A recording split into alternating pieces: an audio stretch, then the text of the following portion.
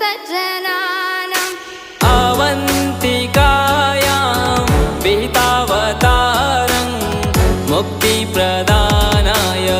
च सज्जनानाम् अकालमृत्यो परिरक्षणार्थं वन्दे महाकालमहासुरेशम् अकालमृत्यो परिरक्षणार्थं वन्दे